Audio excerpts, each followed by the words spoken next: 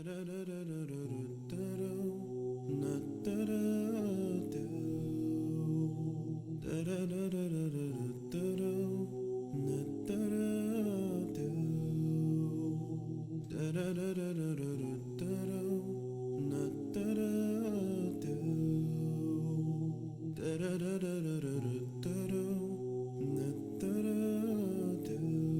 used to live a life alone, living it just for me, and I had no idea this life would judge my eternity. I look at myself and I wondered who created me. I had to open my heart and open my mind and open my eyes to see. Open my eyes and see the existence of what's surrounding me. It's more than just chance, it's more than just coincidence. You look around and see the earth, the moon, the sun and the sky, a beautiful creation of Allah. So how could you deny? How can you deny the oneness of Allah? Allahu Akbar. How can you deny the oneness of Allah? Allahu Akbar. How can you deny the oneness of Allah? Allahu Akbar. How can you deny the oneness of Allah? Allahu Akbar. Lift your head and look up above, and you'll see it so clearly. The stars that glitter all around, the birds that fly over me. I see the rain fall from the sky and see a seed become a tree. Lift the veil from your heart, worship Allah and you'll succeed. You surely will succeed. Open my eyes and see the existence of what's surrounding me. It's more than just chance, it's more than just coincidence. The air that I breathe, the food that I need, the plants and the trees, the sun and the seas, you and me, everything you see. So how could you deny? How can you deny the oneness of Allah? Allahu Akbar. How can you deny the oneness of Allah? Allahu Akbar. How can you deny the oneness of Allah? Allahu Akbar.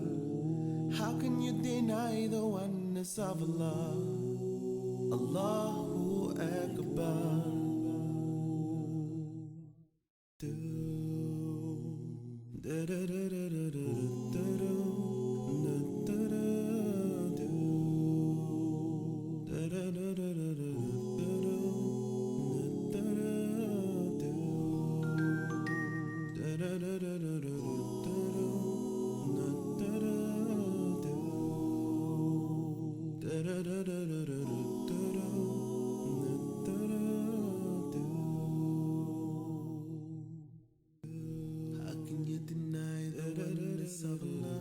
From Stavanger. I'm Anna Buckle, and we've got Graham Jones with us from Japan. Hello, Graham. But you know, today is definitely today. We have live images here of the moon above Santorini, Greece, provided. What we're looking at here, this is the full moon as it is rising above the Aegean Sea. It is nothing to do with the eclipse. This is simply because it's on a very kind of reddy, orangey tint. The same thing is climbing up higher in the sky quite soon, starting in about 25 minutes. Of what's going to happen now with the eclipse, and we'll bring that up there. Yeah. So we've already started a little bit of the eclipse, a penumbral eclipse. What is that? That's right. So what we're looking at today is a total lunar eclipse. a total lunar eclipse has 3 stages. This is because the Earth's shadow has 2 regions.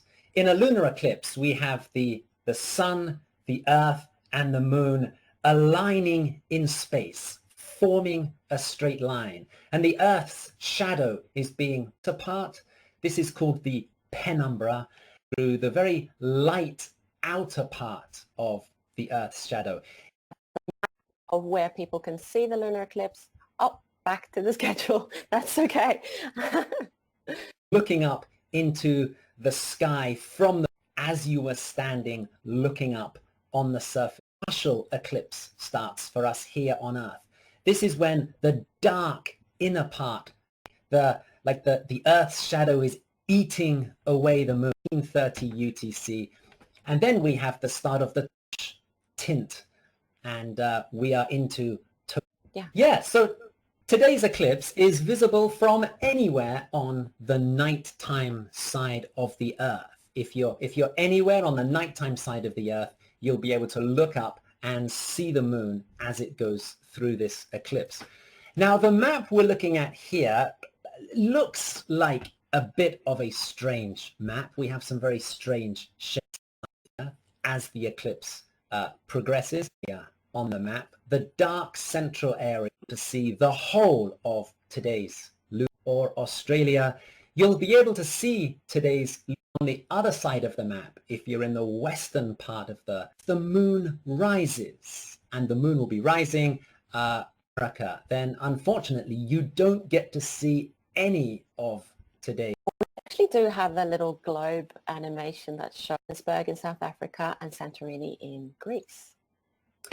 Yeah, so we've got 3 fantastic observation locations where we'll be bringing live images from today. And what we're looking at on this diagram is showing how the Earth's shadow will look as it moves across the face of the moon from our 3 different locations. So we've got here Perth in Western Australia. That's on the right-hand side of our globe.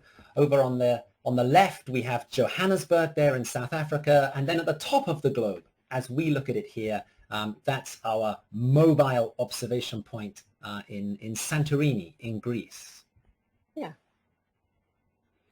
And we also have another map that shows us a little bit about how the eclipse moves through the sky. It's from Santorini. We might take a little break and look at that when we get back. So make sure to watch us on timeanddate.live. We have blog posts there, other stuff going on there.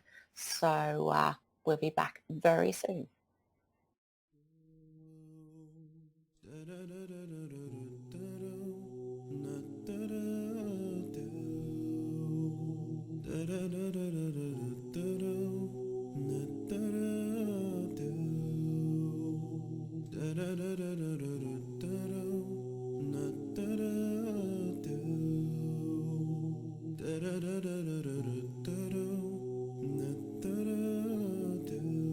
I used to live a life alone, living it just for me, and I had no idea this life would judge my eternity. I look at myself and I wondered who created me. I had to open my heart and open my mind.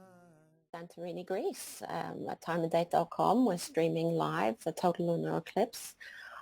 And Anna, we said earlier that that this is connected with today's total lunar eclipse.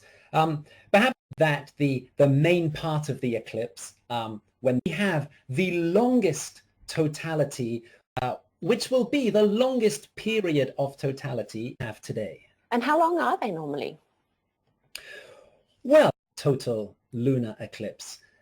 This was the famous super blue, lasted for 1 hour and 16 minutes. This spectacular red color during totality. Now, there it is. Okay, yes. And we are closing in on the partial eclipse now, aren't we? in about 5 minutes. And that is when we will start to see the dark part of the Earth, that lunar eclipses do happen at a much last year, for example. Then, minutes and seconds are all away. But yes, the partial state. Blue blood moon, but this time it's a micromoon. What does that mean? That we had a supermoon. The moon was a little bit smaller in the sky. The main thing of interest through the Earth's shadow, and that's one of the reasons why That we can use to tell a little bit about what a lunar eclipse looks like. Here we have it coming up here. Can you explain what we're looking at here, Graham? Yes, so this is the view from Santorini, and we can see the moon rising above the horizon there. The moon is now turned red. This is the moon rising. It's getting to the top part of the sky, and it's now going to start setting again as we go towards the morning in Santorini. This is kind of a view as we run through the Santorini night, as we look at the moon rise, become eclipsed, and set again. Now, the interesting thing in this animation here, and it's just about to start again. Here it is here, the moon rising again here. Now we can see below the moon, here we have the moon turning red, but below the moon, there is this other red dot below the moon. And this is one of the bonus features of today's total lunar eclipse. As well as an alignment between the Earth and the moon and the sun, we also have an alignment with Mars. Today, Mars is at opposition, which means that the sun and the Earth and Mars are aligned. Mars is around about its closest point to the Earth. And Mars is actually unusually close to the Earth, which means that it is looking particularly bright and it's shining a particularly vivid red. And anybody who is out watching the eclipse today will notice a very, very bright Mars, a very striking bright red star shining next to the moon, which will give us the very unique occurrence of a red eclipsed moon and a bright red Mars just next door to it.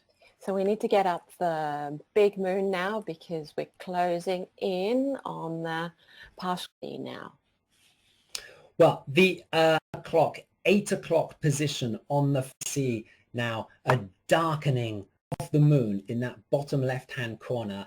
If you look at total solar eclipse, if you were standing in that part of the moon at the moment, over the course of the next hour, we're going to see this dark shadow gradually move across the whole face of the moon. This dark area is going to eat away gray silver color.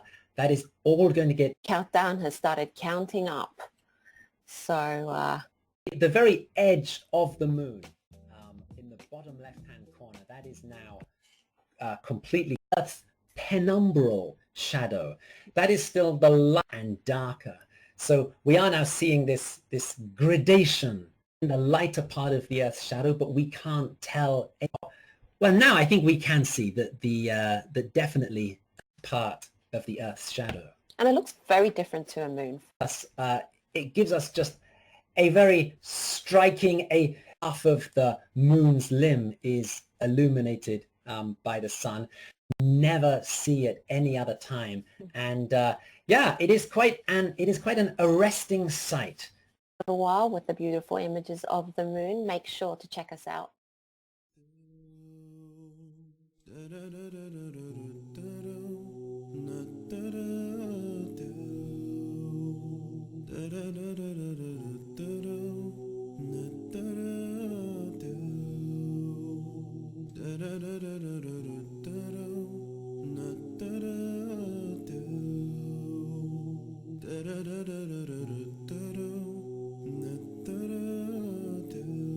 I used to live a life alone, live living it just for me, and I had no idea this life would judge my eternity. I look at myself, and I wondered who'd created me. I had to open my heart and open my mind and open my eyes to see. Open my eyes and see the existence of what's surrounding me. It's more than just chance.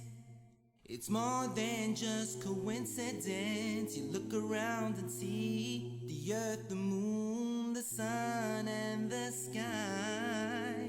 A beautiful creation of Allah. So how could you deny? How can you deny the one? And we're back, and we're looking at a wide. Yeah, I can see it. And well, you know, here we've got this zoomed in image focusing on the moon. Wow, this is a wonderful picture of there.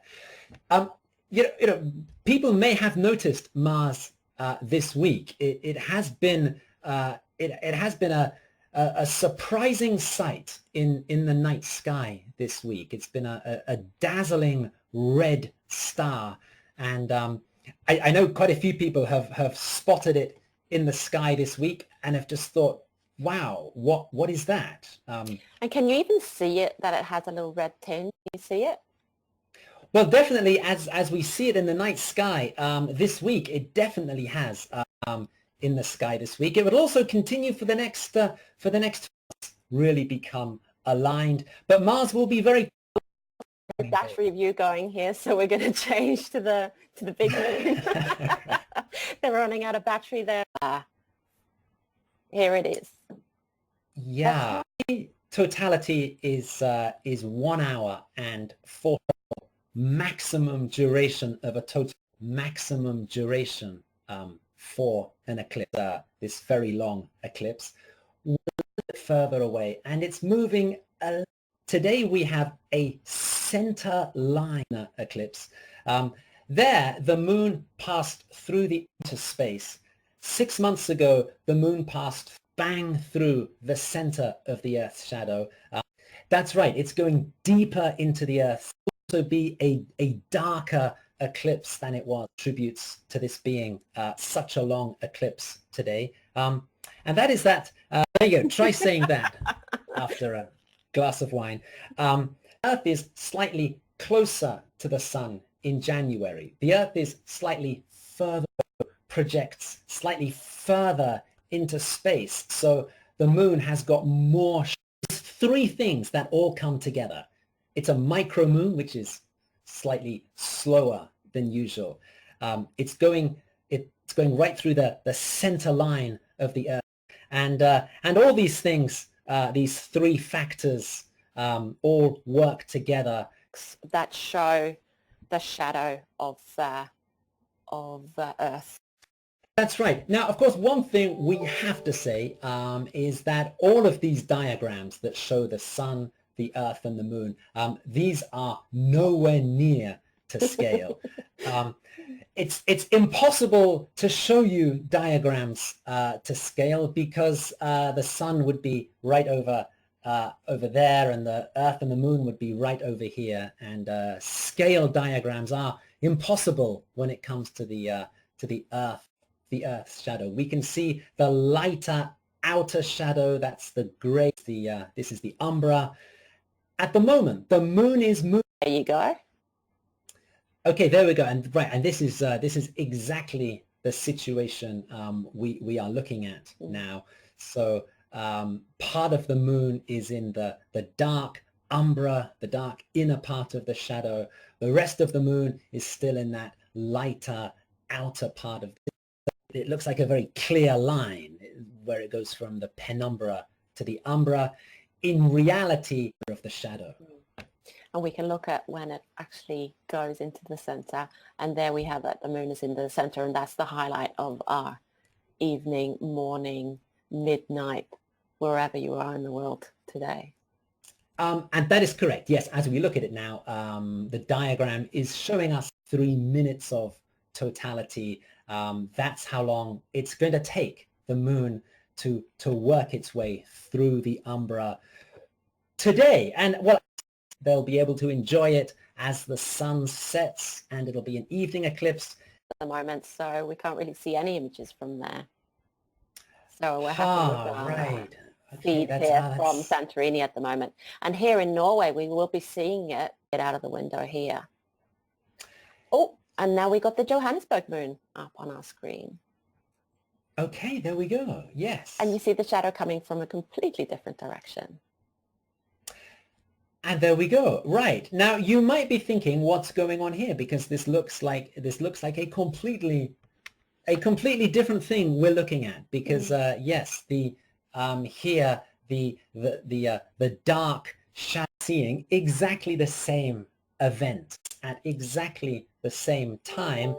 Greece in the northern hemisphere is seeing the moon one way around. We look at the face of the moon. The position of the shadow is changing. Again, a different orientation there, because it's not only which hemisphere it moves across the sky during the course of the night. So, and I can ask Jonas if you can get the Santorini moon up on the fly. How about that?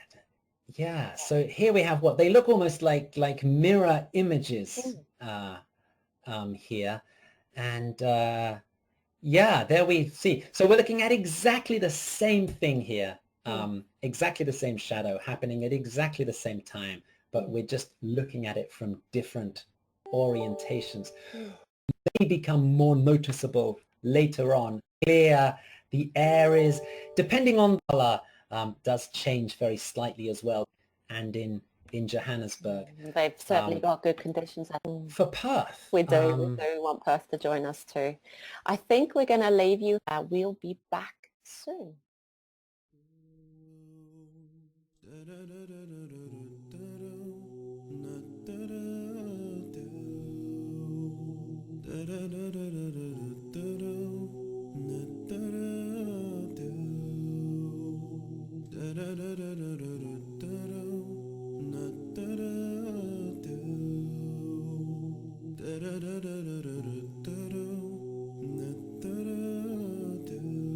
I used to live a life alone, living it just for me, and I had no idea this life would judge my eternity. I look at myself and I wondered who created me. I had to open my heart and open my mind and open my eyes to see. Open my eyes and see the existence of what's surrounding me. It's more than just chance. It's more than just coincidence. You look around and see the earth, the moon, the sun, and the sky. Welcome back to TimeAndDate.com, and we are talking to Stefan Thorsen, who is the CEO of TimeAndDate.com. Hi, Stefan. Hi, Anna. And you're coming to us live from Santorini, Greece. How is it there? Yeah, well, very nice, basically. Yeah. And tell us a little bit about why you got good partners to sort of film for us, and we had two good partners now, but you never know what can happen with technical problems, and weather was really nice, and there was no clouds for the 8 days I was here, so I thought this was a great place to be, basically. And there was a bit clouds today, actually, and yesterday a nice visible moonrise for us. But no, the sky is really clear. Are we getting some beautiful images? Quite small telescope, actually, and quite a bit of other equipment, cameras, and quite a bit of networking equipment, and we succeeded in. So it takes quite a bit of planning to go somewhere and do a stream like this. But I think so far it's been going very well. So thank you. Good luck too. And welcome back to TimeAndDate.live.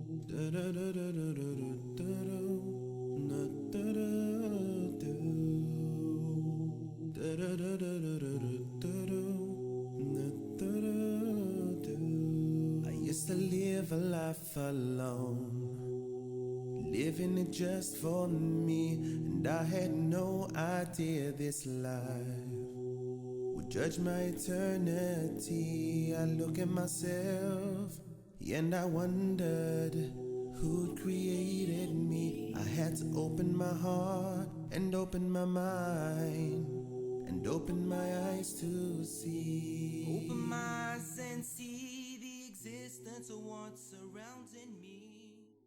On TimeAndDate.com, streaming live total lunar eclipse of this July. He just told us that he'd been there on holiday the year before and saw that it was a great place to Yes, so Stefan was saying, how difficult it is to find good partners to do these kinds of broadcasts, because it is a really today that we're working with a fabulous team of people at. We have Matt Woods and his fabulous team. It's the oldest observatory in Western Australia. It's east of Perth. And then we have Perth's moon up there. Okay, there we go. Yeah, right. The observatory is that an astronomer there in 1977, Peter around Uranus. Saturn, Uranus, and Neptune all have ring systems. The rings around Uranus it's a famous old observatory there in Perth.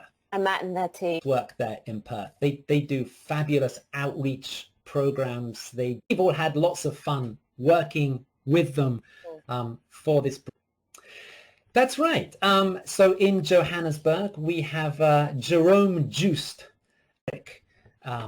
Observatory. This dates back to 1903 is when it first started operating, and the observatory in Johannesburg also has a very notable observatory started operating. The director of the observatory, who is Robert Innes, which is a very important star because it is the closest. It's a very faint star, so it needed. So again, there in Johannesburg, we have another very historic and very important. Right. So where are we now? How far are we from the start of the total eclipse? We are about 10, 11 minutes away from the start of totality. The Earth's shadow has nearly completely covered the moon now. We can see that there's just that very thin part of the moon that is left as that silvery color. When totality starts, all of that silvery bit will disappear. The moon will be completely covered in the Earth's shadow. And at this point, the moon will turn a red color. Now, one of the interesting things with lunar eclipses is that we never know exactly what shade of red the moon is going to turn. The first question, of course, is, right, well, the first question is, in fact, why does the moon turn red? We shouldn't be able to see it at all because if you think about it, we have the sun and the earth and the moon. The earth is in theory, the moon should completely disappear, 100 kilometers thick. And this air, our illustration of how there you go. It's quite complicated. Okay, yeah. So what we're looking at here, there's two things that are going on here. So the first thing is that the Earth, as you look from the moon, the Earth is bigger than the sun. So the Earth is completely covering up the sun. It's completely stopping sunlight from reaching the moon directly. But the atmosphere is doing two things. The first thing it's doing is it's bending the light around the Earth. It's refracting the light around the solid body of the Earth and sending it to the moon. The other thing that the atmosphere is doing is it's filtering the light. It is scattering the light. In fact, it's scattering out all of the blue color from the sunlight. When we look up at the sky on a sunny day, we see a blue sky because the Earth's atmosphere is busy scattering the blue color from the sun's light in all these different directions, and that's why we see a blue sky. Also, if you look at the Earth's atmosphere from space, you can see this blue sort of haze as the blue light is scattered off of the atmosphere. That's what we can see on this diagram with these crazy blue lines scattering off in all directions. Now, of course, if the blue light is getting scattered away, it's getting filtered out, which means that the only light that is left in the sunlight is at the red end of the spectrum. So the sunlight that is being bent by the atmosphere and sent towards the moon has been filtered, and it has this red tint to it. But it can be the Earth's atmosphere, how much scattering goes on, what kind of color the sunlight ends up as, all depends on the composition of the atmosphere that is doing the scattering. It depends on what kind of particles are in the atmosphere at the point where it's getting filtered. And if there are things, well, for example, at the moment, there are many forest fires going on at the moment. We've had those terrible fires in Greece, up in Scandinavia. There have been lots of fires. They scatter the light in slightly different ways, affect slightly different the moon. Of course, other factors that are at play, it also depends how deep into the umbra the Earth goes compared to 6 months ago, for example. Today the moon is going into the very, very center of the Earth's shadow, even so darker part of it. Darker than Jean, a funny name. The color that a moon goes during a total. Okay, so he came up with a 5-point scale which describes the color of the moon during a total lunar eclipse. It runs from 0 up to 4. 0 is the very darkest color. This is where the moon goes so dark it becomes almost invisible. We then go up through stages 1, 2, 3, and 4. 4 is the lightest shade during an eclipse. This is a kind of a copper red, an orange color. That's the very lightest shade of red we can see. And then the numbers in between, number 3 is a slightly darker red, like a brick red color. Number 2 on the Danjon scale becomes this much darker rust-colored shade, and then number 1 is a dark. It's a grayish brown color. And the Santorini moon looks a bit like that, right? Moon here. Of course, at this stage, it's still very difficult for the camera and the telescope to pick up that red color. Because we still have that very bright silvery part of the moon up in the top right corner there. So trying to get a balance with the cameras and the filters is always a real challenge with this. But we are starting to see, yes, we can now see this red tint that the moon is taking on. The color will develop over the course of totality as well. Remember, we have this very long 1 hour 43 minutes of totality. So we might see it starting off as a slightly lighter shade of red and becoming a darker shade as the moon moves deeper into the umbra. But it will be interesting to see what kind of what kind of tint we get today. It could well be a very, very dark tint. And it can because be of on. There's an upload to the Santorini, maybe if we're. Then we're about 1 minute away from the start of totality. So the silvery edge of the moon has almost completely disappeared now. We just have that very, very small slither of silver on the very edge of the moon, and we are now really starting to see this this red color here. Behind side of the Earth at the moment, if the moon is up, this red moon. And as you said, we would love to hear from people this, and it does vary from observer to observer in different places. So yeah, we would love to hear from people how they would to the total phase of the eclipse. And so begins and 43 minutes of totality. And on that note, we're going to send us your pictures, hashtag.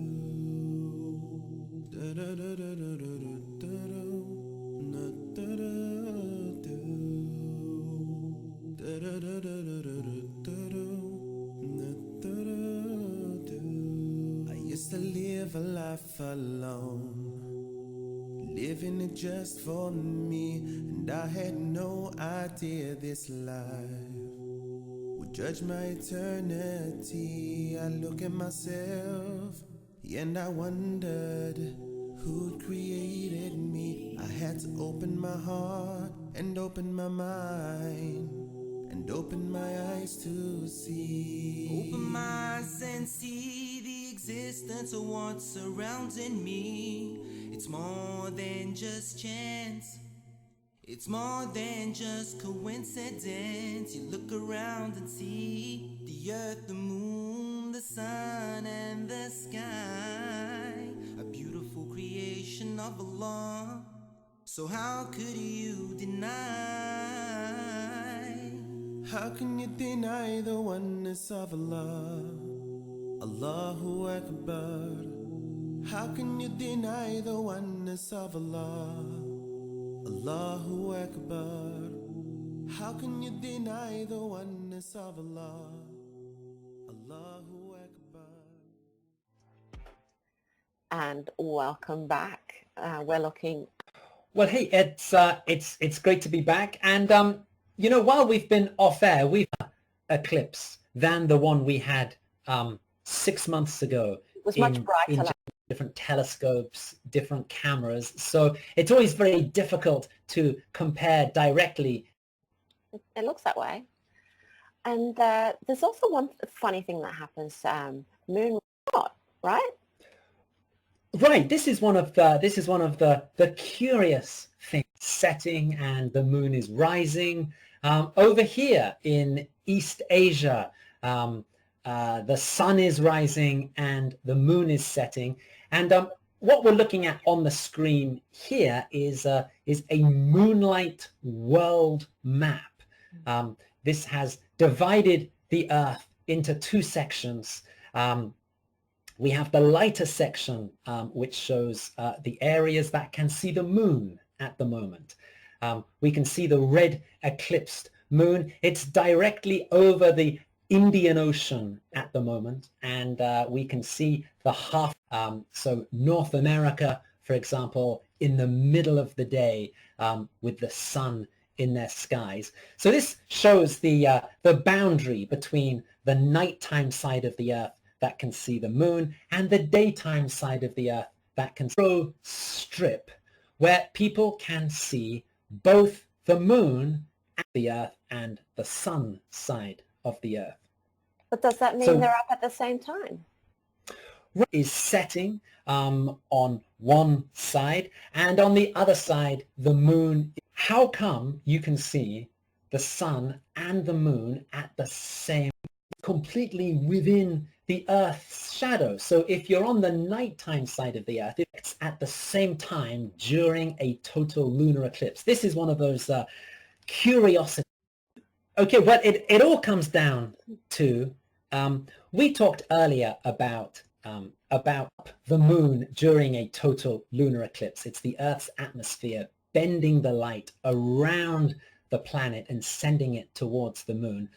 But refraction also plays an important role when we look at sunrise and sunset and moonrise and moonset.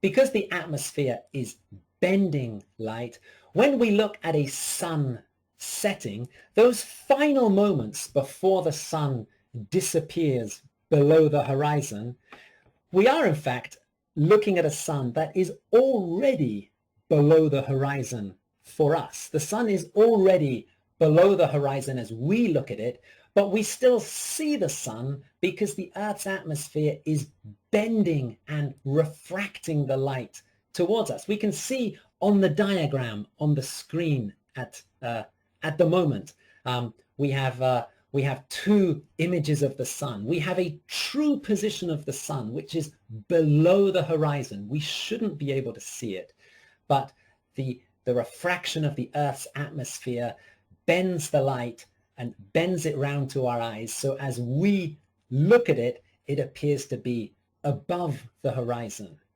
Now, during a total lunar eclipse, looking in the other direction, the same thing is happening with the moon. When we see the moon set below the horizon, we see the moon lingering for slightly longer than we should because the Earth's atmosphere is bending the light towards us and keeping it visible for longer. And that's got a name that I can't pronounce. Is the phenomenon when you can see the sun and an eclipsed moon at the same time, selenelian. It is, I have to say, it is a very rare word, and it doesn't appear, for example, in the Oxford Dictionary of Astronomy. Well, you now know the word selenelian, so you are now one up on the Oxford Dictionary of Astronomy. And of course, we should say that this is true not only at eclipses, but anytime we see a sunset or a sunrise, and anytime we see a moonset or a moonrise, we're actually seeing these objects long after we should, after they should have disappeared below the horizon. We should also just say once again, of course, that the diagram we're looking at here of the Earth and the Sun, again, this is not a scale diagram. This is just simply showing the effect of refraction. Share your image.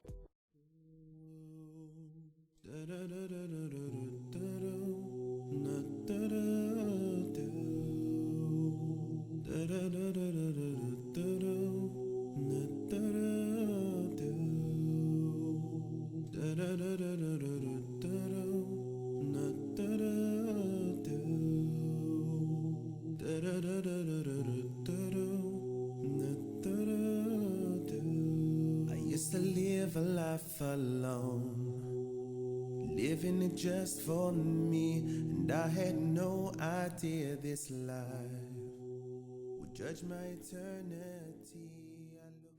Santorini, Greece, and There, it is actually sort of disappearing before our eyes here. This moonrise, moonsets. A little bit about that, Graham. Right. So this is the fascinating thing that is known as the moon illusion, which is the effect of when the moon is rising above the horizon, or when the moon is setting. It always looks so much bigger than it does than when we see it directly overhead in the sky. And people always wondered about why this was. Was there some physical phenomenon going on here that actually made the moon appear bigger when it was down close to the horizon? Well, the mystery was finally solved about 1,000 years ago by the great Arab physicist Ibn al-Haytham, and he put forward the idea that this was purely an illusion, purely an optical illusion, that when our brains see the moon down close to the horizon, our brain interprets the moon as being much bigger than when we see it up all on its own in the sky. And on the screen at the moment, we have a fantastic illustration of the moon illusion. On the screen here, we have two moons. We have a small moon at the bottom, and we have this enormous moon at the top. And they're the same size. But there you go. If you now hold a straight edge up to your screen and you actually compare these two moons, you will find that they are exactly the same size. However, as I look at it here, without any straight edges to guide me, I can tell you that that lower moon definitely looks so much smaller than the moon at the top. But it isn't. It's exactly the same size, and you can prove it by holding up a piece of paper and comparing the edges of the moons on this illustration. You can also prove that the moon illusion in the sky is purely an illusion as well, because you can hold up a piece of card and you can hold it at arm's length and you can mark the edges of the moon when you see it rising above the horizon.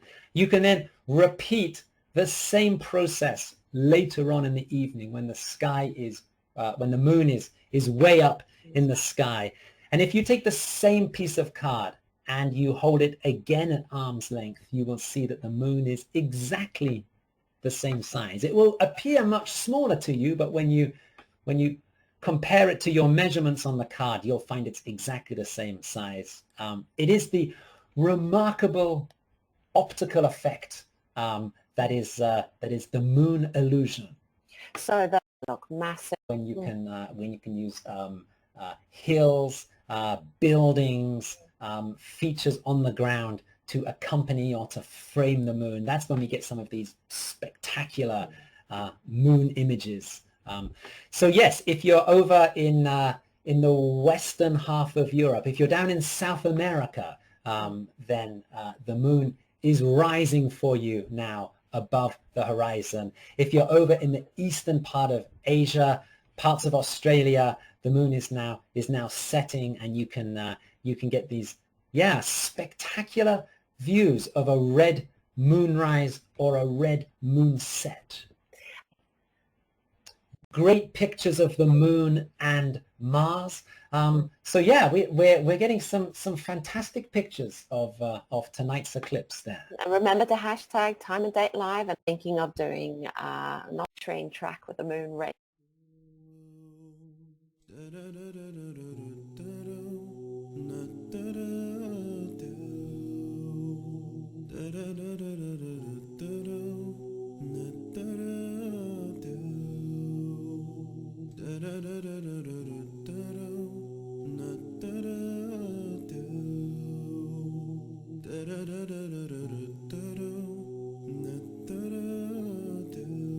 I used to live a life alone, living it just for me, and I had no idea this life would judge my eternity.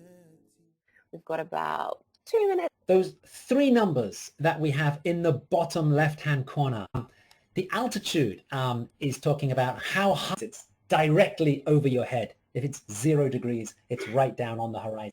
Here we are. We're what, 200 world map. We saw that the moon was out over the 1.6 maximum eclipse, because the eclipse magnitude, this is the umbral magnitude. This number is a fraction, and it's the fraction of the moon's diameter that is covered by the umbra. So we've brought up the diagram at the bottom of the screen there. This magnitude is showing us how much of the moon is eclipsed by the umbral shadow. That's the dark red shadow in the center. At the beginning of the partial eclipse, the magnitude was 0 as the moon just started to move in to the umbral shadow. At the start of totality, the magnitude was, and this is as deep as the moon gets into the umbral shadow. And the eclipse magnitude here has gone up to 1.61. This is a number to quantify how deeply into the moon's shadow, into the Earth's shadow. What can the magnitude get? Back then, the maximum magnitude was 1.32. And that's because the moon, the magnitude can go a little bit higher than 1.61. In fact, 7 years ago, in 2011, there was a total lunar eclipse where the maximum magnitude, but was totality, right, but totality didn't last as long. Remember that today's eclipse is the longest eclipse of the 21st century. So the 2011 eclipse, although it had a bigger magnitude, totality actually lasted 3 minutes less. Their totality was 1 hour and 40 minutes. The reason for that is all down to our micromoon. For the eclipse 8 years ago, the moon was closer to the Earth. It was a bigger moon, and it was also traveling slightly faster. So it was moving through the shadow more quickly. So although it went more deeply into the shadow, it spent less time passing through the shadow. So And keen. as we finish totality, which is going to be in about another 15 of totality.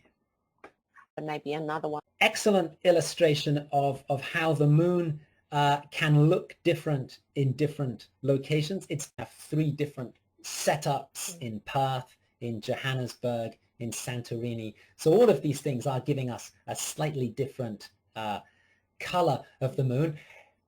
I have to say, yes, that certainly the moon that we're seeing from Perth is certainly the brightest image of the moon that we're getting. Actually matching my shirt, isn't it?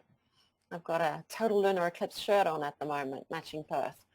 Well, there you go. That is a perfect match. I don't know what Danjon number My shirt.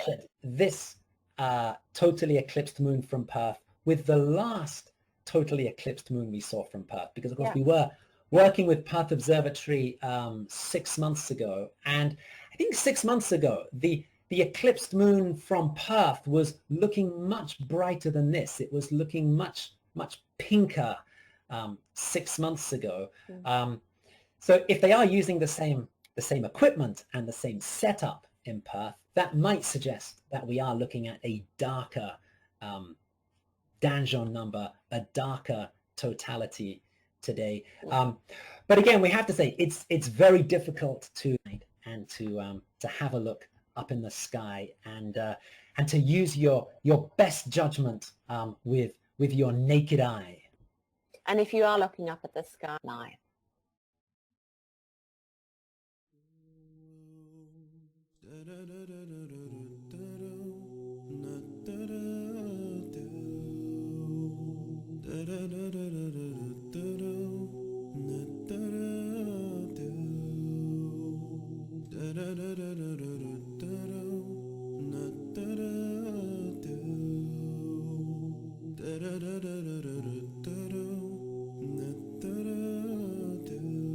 I used to live a life alone, living it just for me, and I had no idea this life would judge my eternity. I look at myself and I wondered who created me. I had to open my heart and open my mind and open my eyes to see. Open my eyes and see the existence of what's surrounding me. It's more than just chance. It's more than just coincidence. You look around and see the earth, the moon, the sun, and the sky. A beautiful creation of Allah. So how could you deny? How can you deny the oneness of Allah? Allahu Akbar. How can you deny the oneness of Allah? Allahu Akbar. How can you deny the oneness of Allah? Allahu Akbar. How can you deny the oneness of Allah? Allahu Akbar. Lift your head and look up above, and you'll see it so clearly. The stars that glitter all around, the birds that fly over me. I see the rain fall from the sky, and see a seed become a tree.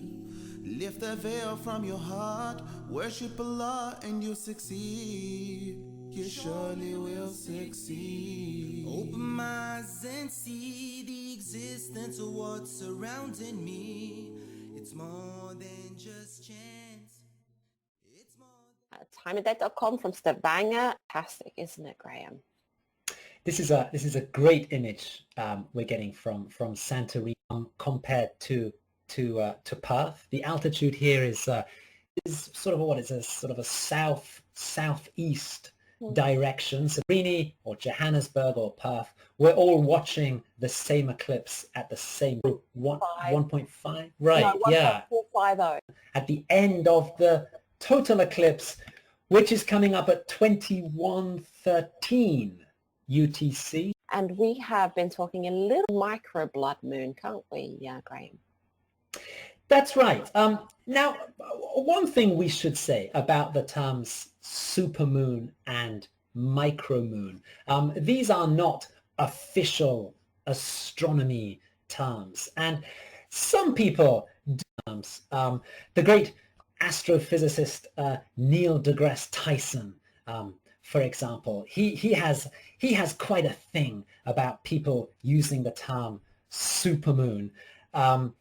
We are talking about a moon that looks 14% bigger in the sky than a micromoon. And Neil deGrasse Tyson says, well, 14% bigger, what's that? He's famously compared it as being a 16-inch pizza compared to a 16.1-inch pizza.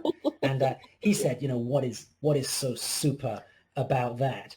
But we actually so to be honest, there actually are a few different definitions out there, and 124,000 miles, and the micromoon is 405,000 kilometers from the Earth. That's two. So the time and date definition, yes, that's right, 360,000 kilometers or less for a supermoon, and 405,000 kilometers or more for a micromoon. Today's moon is 406,000 kilometers away. So today's moon does qualify as a micromoon.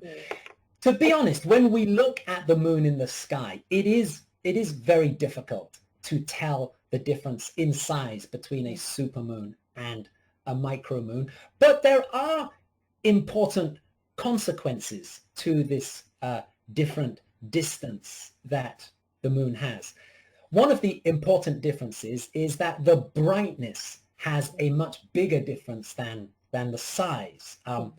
Brightness falls off more quickly with distance than size does. So although a supermoon is only 14% bigger than a micromoon, it is 30% brighter than a micromoon. And that is a difference in brightness, which is possible to tell, a 30% difference in brightness. Supermoons and micromoons also do make a very significant difference when we come to eclipses. If we have a solar eclipse, then we really want to have a supermoon, because a supermoon, it's closer to us. It's a bigger moon. This gives us a total solar eclipse where the sun is completely blocked out. If we have a micromoon, that means that the moon is actually slightly smaller than the sun during a solar eclipse. This gives us an annular eclipse where the moon doesn't completely block the sun. We see a ring of fire around the edge of the moon. We actually see the edge of the sun behind the micromoon. And for lunar eclipses, there is, again, a big difference between a supermoon and a micromoon. In this case, a micromoon works better for us because it gives us a longer eclipse. One of the things with a micromoon is that it's slightly further away. Things that are orbiting further away are moving slightly more slowly. And this is one of the reasons we are having such a long period of totality today. It's that the micromoon is moving just a little bit more slowly, and so it's spending more time in the Earth's shadow. So supermoons, micromoons, these terms are a little bit controversial, but when we come to eclipses, there are very important differences and very important consequences to this slightly different size of the moon as we see it in the sky. And that way we get to enjoy this total lunar eclipse, the total phase, much longer than we did last time in January. Exactly. There you go. It's half an hour longer than in January. So yes, in this case, we can thank the micromoon for giving us a much longer show today. And if you are looking at the micromoon, then share it with us. TimeAndDate.live. We have a picture uploaded there. We've got a hashtag TimeAndDateLive, and you can send questions to us at live@timeanddate.com.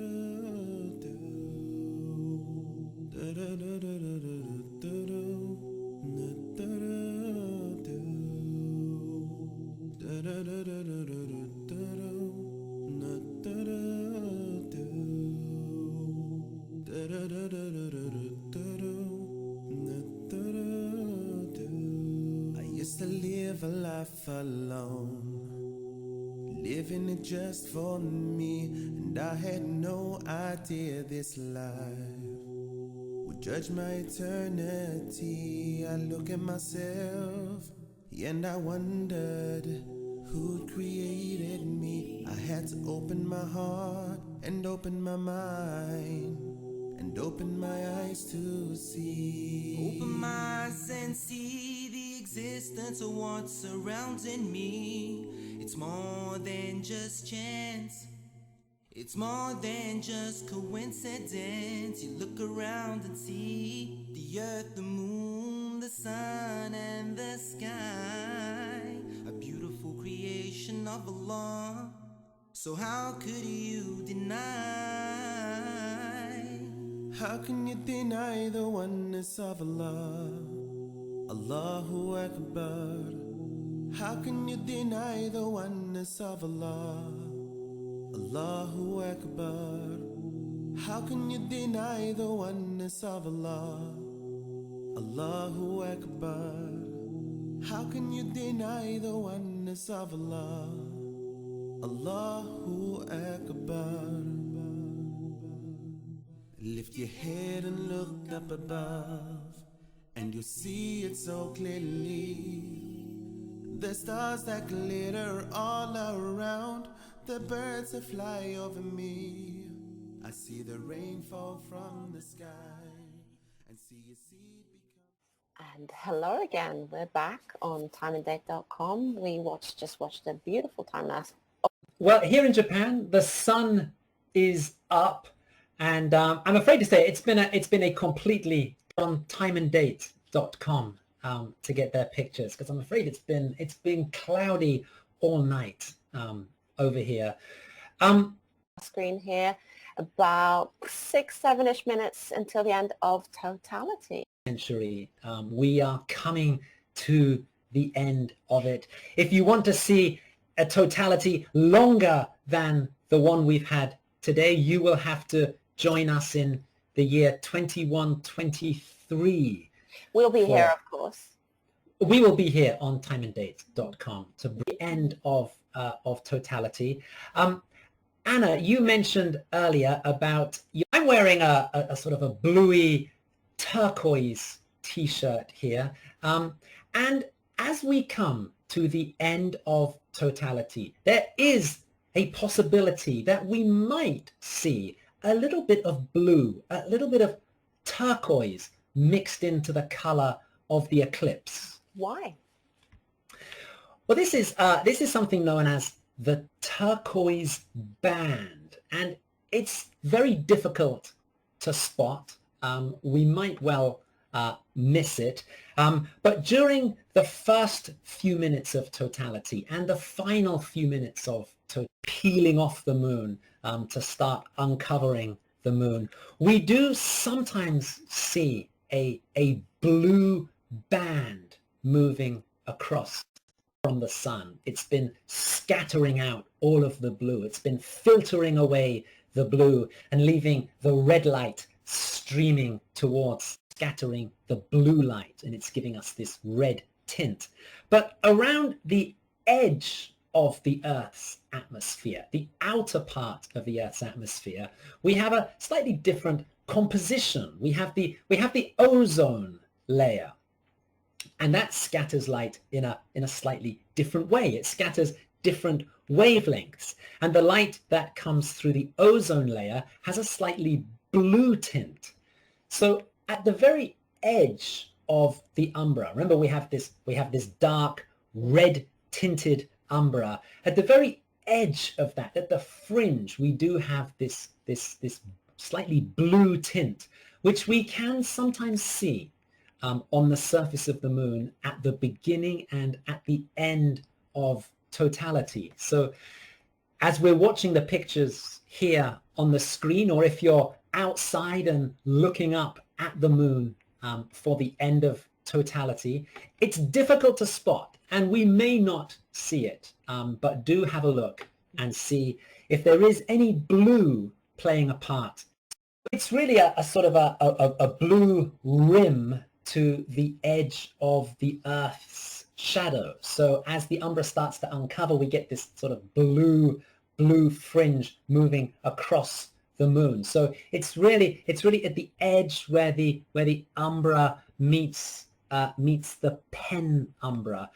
We normally see it at the end of totality, because once the moon starts to get completely uncovered, once that bright silvery color comes back, it becomes very difficult to distinguish the reds and the blues and all of the colors of the umbra. So it helps if the moon is still fairly dark, if we're still fairly close to totality. Otherwise, the moon starts to get too bright for us to see these kinds of details. Yeah. Well, exactly. Yeah. Once again, we have to say that yes, we're looking at this moon through the color. So we may or may not see something. And again, if you are outside looking up at the moon, you may or may not see something today. But there is a turquoise band is something to look out for as we come to the end of totality. Well, Anna, and you have a good story there. We have to go back to the year 1504, and this is Columbus's fourth transatlantic voyage. But things have not gone well for Columbus and his crew. They have become stranded in Jamaica, and they've run out of food. And the Jamaicans were helping them. They were giving them food and water. But the Columbus and his crew, they're stuck. They show no signs of moving. The Jamaicans are starting to get a bit fed up, and they stop supplying food to Columbus and his crew. Now, luckily, Columbus has with him his astronomical tables. And these tell him that on February 29th, 1504, there was a total lunar eclipse. So Columbus tells the local chiefs in Jamaica that God is angry with them, so he's going to turn the moon the color of blood. And sure enough, as promised, the eclipse begins. The locals in Jamaica, they of course they start panicking. They go to Columbus. They say, please stop this. Columbus says, I will go back to my cabin and I will pray to God when it will end. And at the appropriate time, at the end of totality, he emerges and tells the Jamaicans, find food again to Columbus and his crew. So that seems to be an appropriate story for the end of going on, Graham. Everybody is sending us. It's possible that somebody may have caught it in the bottom left-hand corner. We are now below 1. We are at what, 0.98 magnitude is below 1. So we are now back into another partial phase of the eclipse. Time and date that there.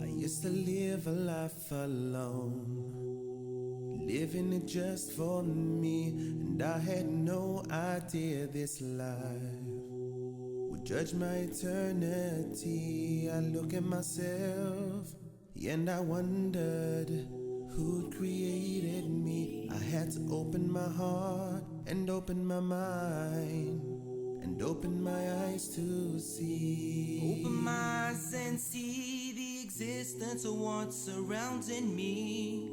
It's more than just chance. It's more than just coincidence. You look around and see the earth, the moon, the sun, and the sky. A beautiful creation of Allah.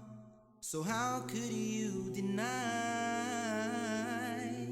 How can you deny the oneness of Allah? Allahu Akbar. How can you deny the oneness of Allah? Allahu Akbar. How can you deny the oneness of Allah? And hello again. We're here with TimeAndDate.com. We are looking out of the eclipse, aren't we, Graham? That's right. So how much longer do we have? We have about 48 minutes. We have 48 minutes, okay, until the end of the partial phase. So this is really pretty much the same as the period of the partial phase at the beginning of today's eclipse. It's just running in reverse as the Earth's shadow starts to uncover the moon. We should point out that even now what we're seeing as the bright silvery part of the moon, that is still in the Earth's shadow. That is still in the Earth's penumbral shadow. It's still in the lighter outer part of the Earth's shadow. The entire Earth's shadow does not move off the moon for another 2 hours or so yet. But this dramatic partial eclipse phase, this will be ending at 22:19. Now to look at the total lunar eclipse here, it look like the moon. So, doesn't it, Graham? Yeah. Anything else? We've got something new called is the technical term for what is better known as a shooting star. This is basically a bit of interplanetary debris that is going around the solar system. When it reaches the Earth's atmosphere, it burns up in the Earth's atmosphere, and it produces shooting stars we see. These are produced by little rocks, bits of debris, some of them only 8 millimeters across. But they do come at quite regular intervals, don't they? Has begun now, and it peaks on the night of August the 12th. And this is comet Swift-Tuttle that is orbiting the sun. And every year at this time, the Earth passes through this fireworks, so to speak. Well, indeed, yeah, absolutely. And it peaks on the night of August the 12th. It's called the Perseids because all of the shooting stars, they appear to originate in the constellation Perseus. If you kind of trace back the path of the shooting star, they all come back to the same place. It's called the radiant. If you want to... We've made this awesome animation where we show this. We've got where we can show the shooting stars radiating from the Perseids. Right, and I think okay, here we are. We're looking at it here. This is the radiant point in the sky, in the constellation of Perseus, and all of the shooting stars appear to come from this point. Yeah. Now, the important thing for enjoying these shooting stars is that you don't actually need to find the radiant point in the sky. You can see shooting stars anywhere in the sky. Simply if you trace back the streak, they all appear to originate from this one place. Yeah. So people don't need to worry about locating this particular constellation in the sky. The important thing is to get out. They become slightly more visible slightly later on in the evening. And if you spend some time outside, if you let your eyes become accustomed to the dark, if you can find a spot that's away from bright lights, well, it is possible to see up to 50 meteors an hour, which can be quite a spectacular show. And what we're showing here is actually from how you would view it from New York. So you can go in on timeanddate.com/astro and you can find our new sky map with meteor showers, and you can see it for yourself, what it would actually look like. Yeah, and this new sky map is a wonderful thing, and it's a great way to visualize the sky and how the constellations are moving throughout the night. It's a really fabulous tool. We should also mention, by the way, that the peak night, August the 12th, that is about 2 weeks away. Today is a full moon because we have a lunar eclipse. They happen at full moon. In 2 weeks' time, it is going to be a new moon. So one of the great things about the Perseid meteor shower this year is that there won't be a bright moon shining in the sky. Last year we had quite a bright moon, which somewhat detracted from the show because it made the sky much brighter. This year on the peak night, we're going to have a very dark sky, and it's an ideal year for watching the Perseid meteor shower. So we recommend everyone to go in on timeanddate.com/astro and find our new sky map. It's called the Meteor Showers sky map, and you can go in there and have a look.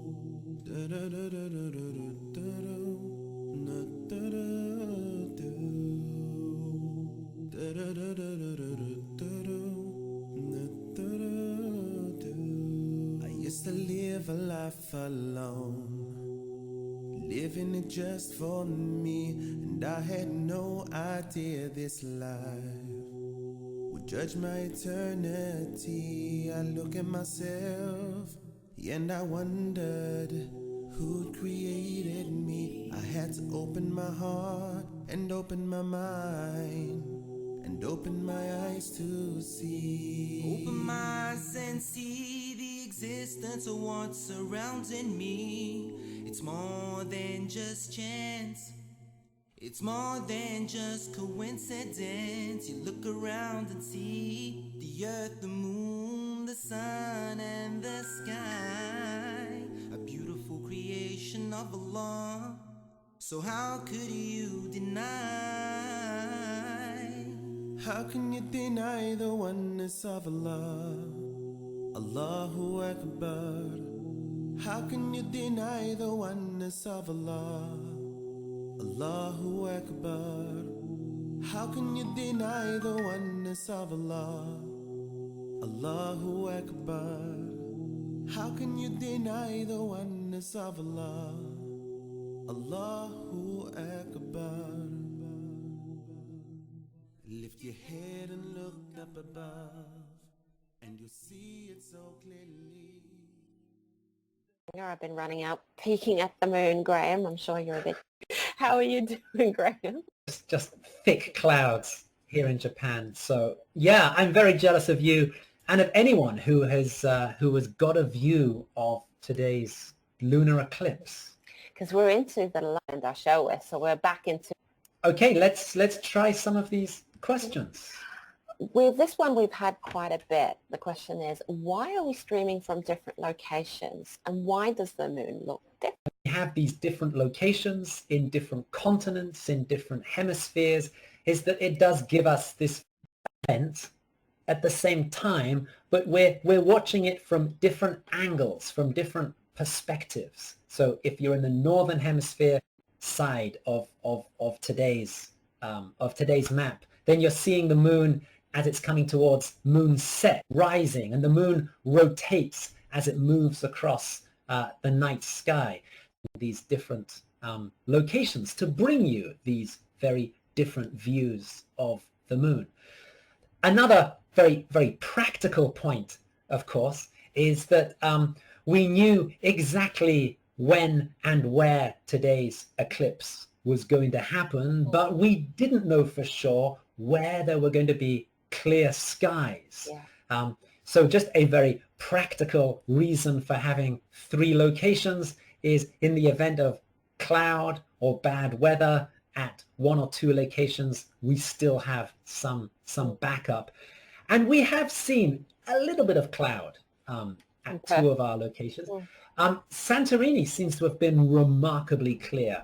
And we actually did use our little lens, so we used our own tools to figure out where. So we're all looking at the same moon, right? And one of the big differences with a solar eclipse. A solar eclipse is where we get the moon's shadow moving across the Earth.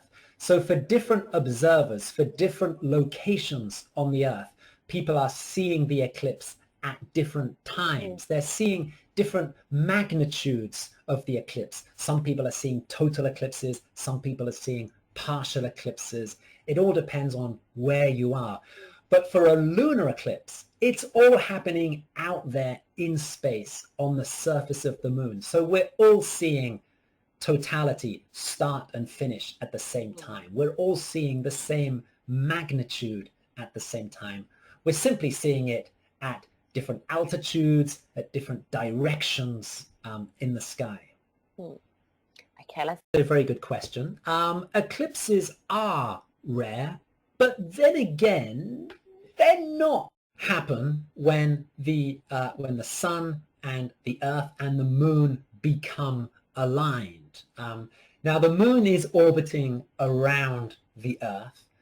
The lunar cycle from one new moon to the next new moon, or from a full moon to the next full moon, lasts 29.5 days, about 1 month. So we would expect there to be an eclipse every month, because every month the three bodies should become aligned. Now it doesn't happen every month.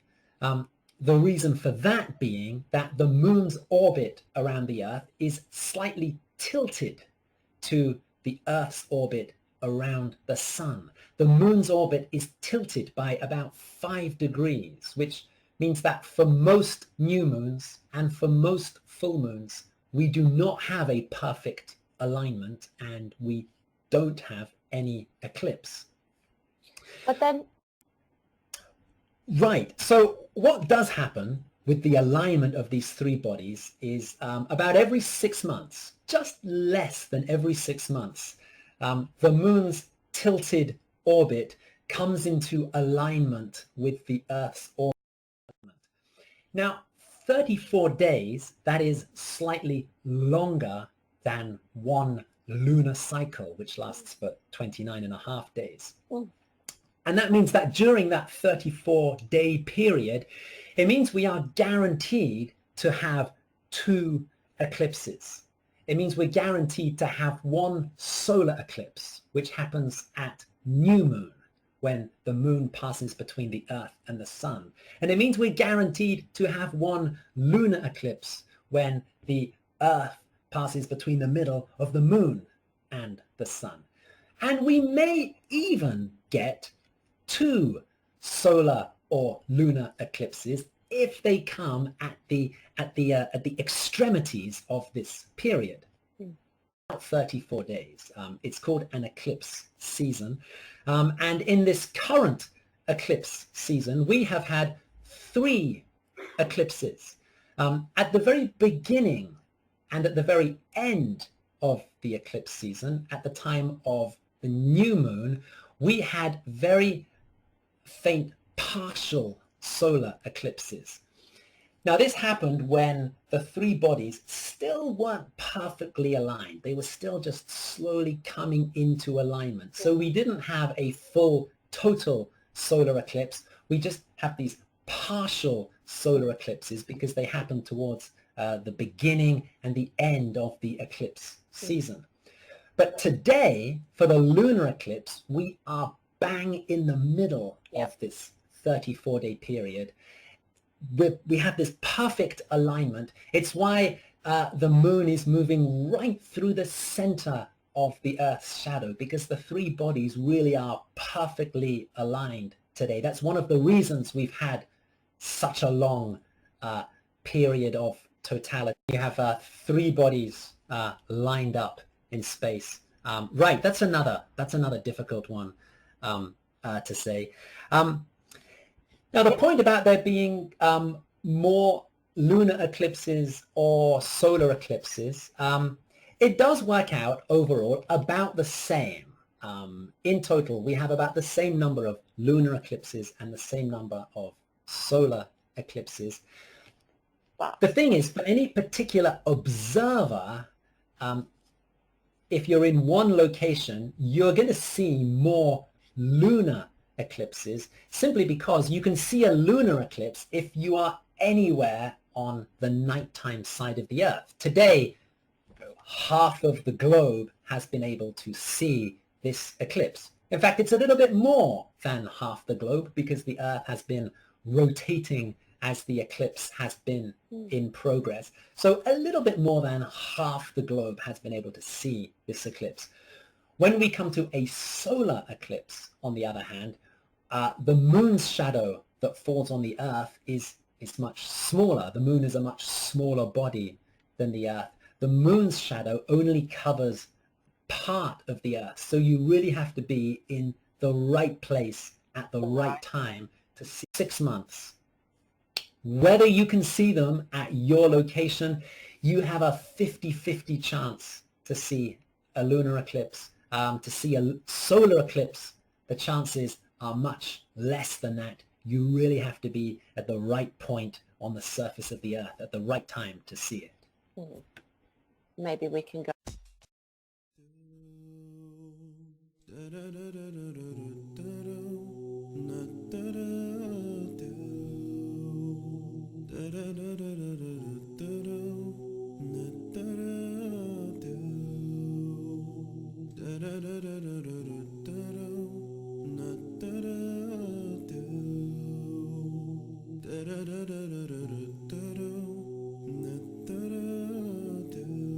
I used to live a life alone, living it just for me, and I had no idea this life would judge my...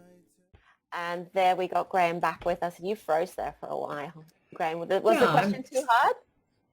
Before you froze, so that was... Well, that is a fascinating question. You know, we've been studying lunar eclipses, you know, for how long? Thousands of years.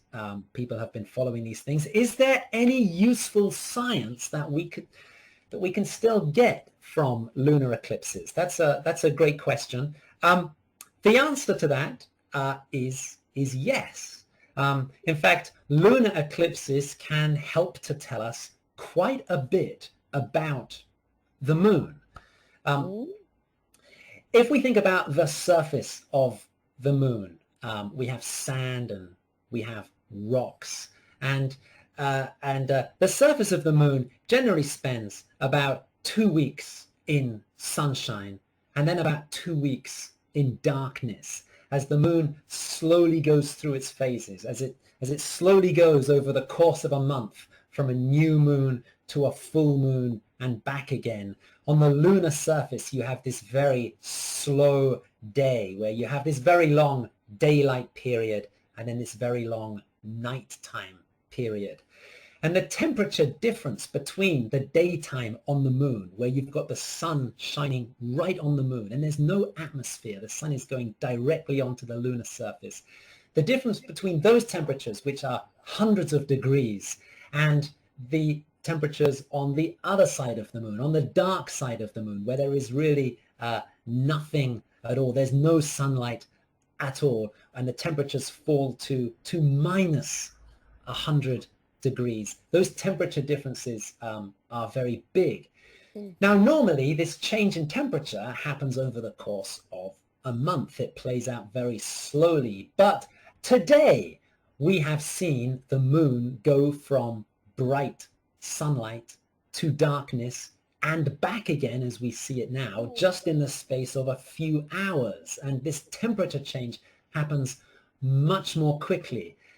And scientists can use telescopes to study the surface of the moon. We can use infrared tools to study the temperature of the lunar surface.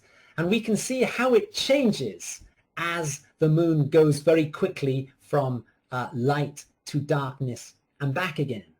And because different sized rocks and different kinds of material, because they cool down and heat up at different rates, this can give us quite a lot of information about the surface of the moon. And scientists can use the data from this from these thermal imagings to get quite a good understanding of different features on the moon and different aspects of the moon's surface. So yes, lunar eclipses can be very helpful to scientists and to planetary geologists in particular who spend their days studying the surface of the moon. Yeah, and we see the sun. TimeAndDate.com's tables for sunrise and sunset.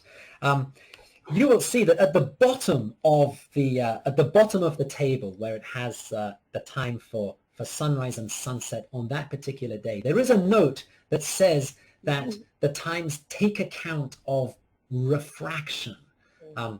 We were talking earlier about how refraction kind of bends the image of the sun. So the times that we give on TimeAndDate.com, that is the time that we actually see the sun rising above the horizon. But the question, where actually is the sun? Well, in fact, the sun is still a few degrees below the horizon. All we're seeing is this refracted image. So the sun itself, this also applies to the moon as well, when the moon is rising or setting. So when we see it, the moon itself or the sun itself is still a couple of degrees below the horizon. And yeah, next time you look at the sunrise and sunset tool on TimeAndDate.com, you will see a note that explains that yes, these calculations do take account of this effect of refraction. You with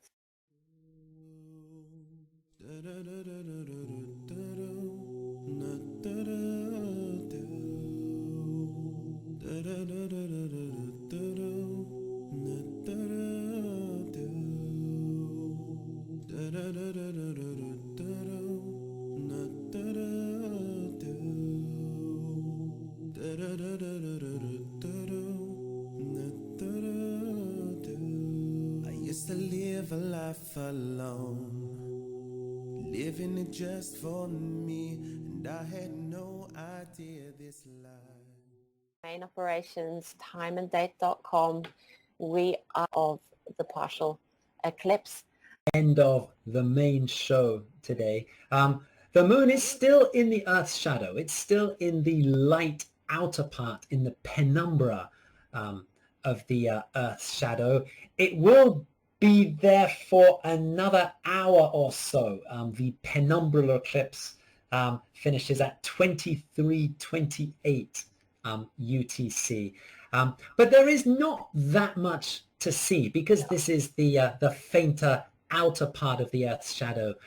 It's very difficult to notice any difference on the surface of the moon. So really our main show is ending with the end of the partial eclipse. Yeah, and we're watching with count. It's, okay, and then just after the end of the partial eclipse, we might still see that slightly dark smudge on that side of the moon. This is maybe the one part of the penumbral eclipse that we still can see because this is the darkest part of the Earth's outer shadow.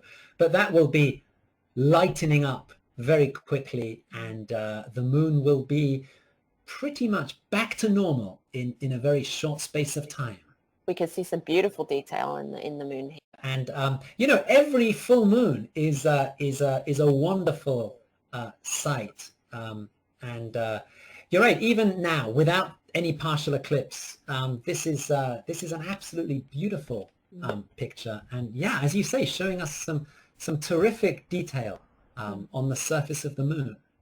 But we will be seeing some more lunar eclipse seasons that come along about every 6 months. So if we jump forward 6 months from now, we come into the next eclipse season. And the highlight of the next eclipse season is another total lunar eclipse.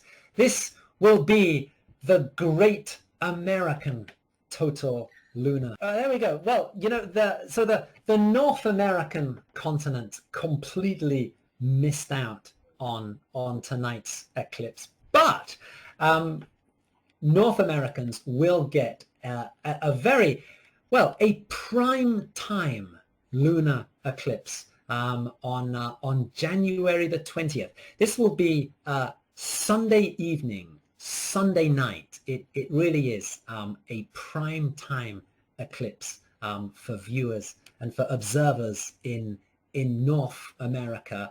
A Sunday evening total lunar eclipse, which is going across the whole of the North American continent, all 50 states of the USA.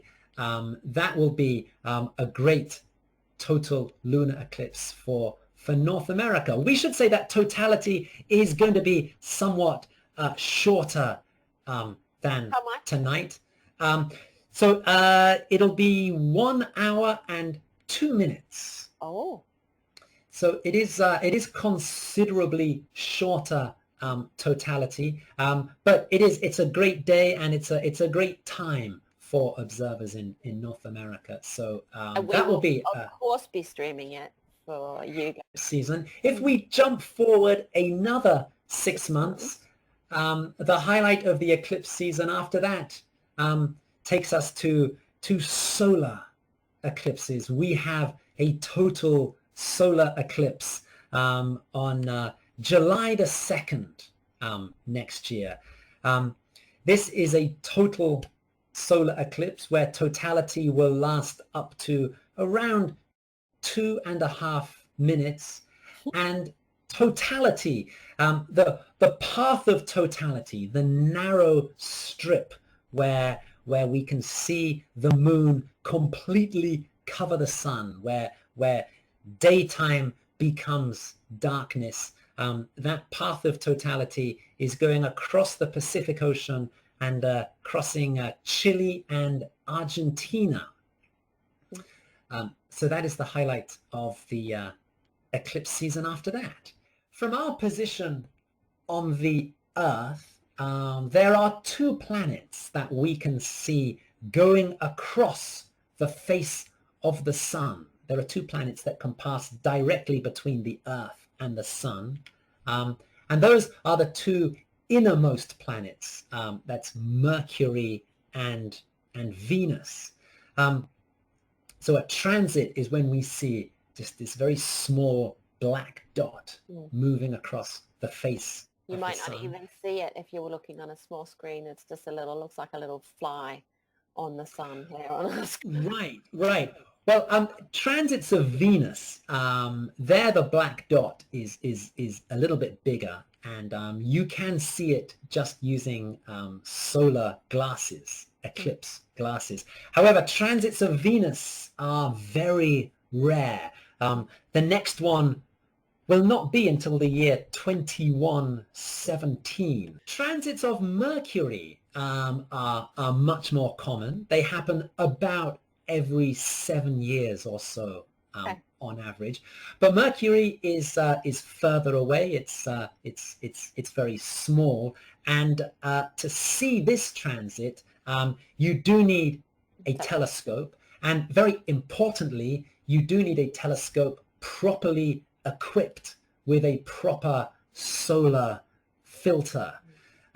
So if you don't have the right equipment, and if you don't know how to use it, and if you don't have the proper solar filter, you won't be able to see the Mercury transit yourself. And but as well at TimeAndDate.com. Yes, anything when we're looking at the sun with transits, with eclipses, yes, we cannot say this strongly enough, that direct sunlight can cause very serious, very permanent damage to your eyes.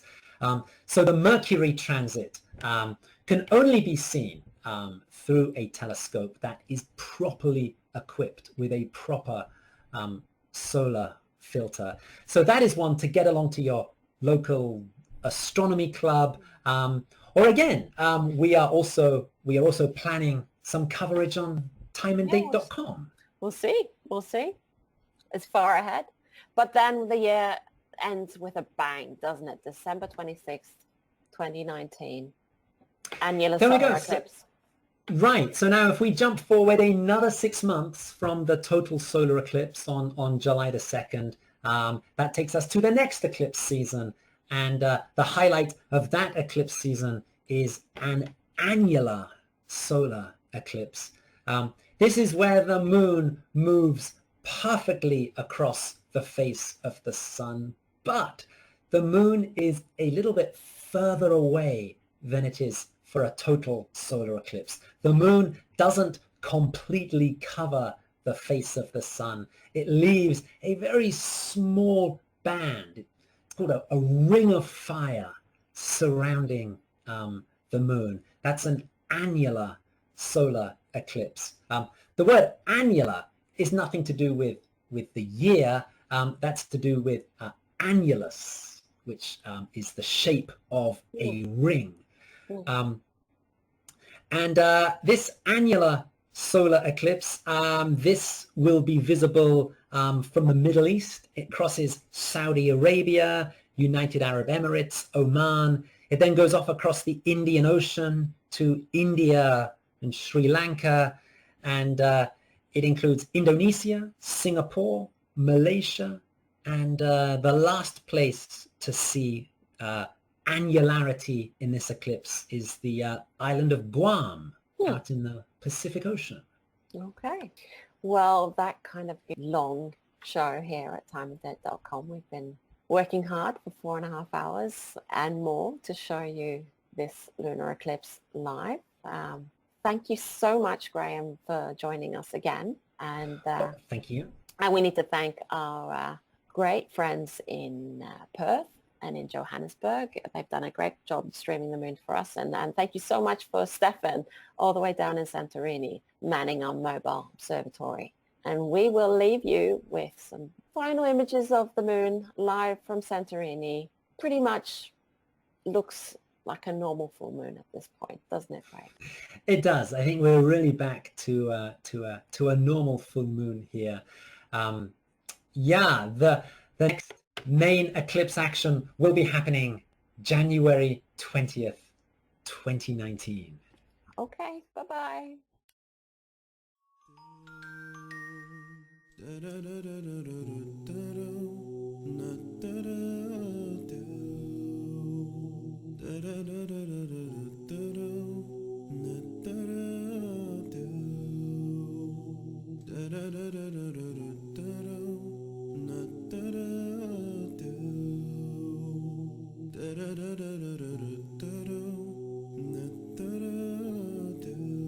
I used to live a life alone, living it just for me, and I had no idea this life would judge my eternity. I look at myself and I wonder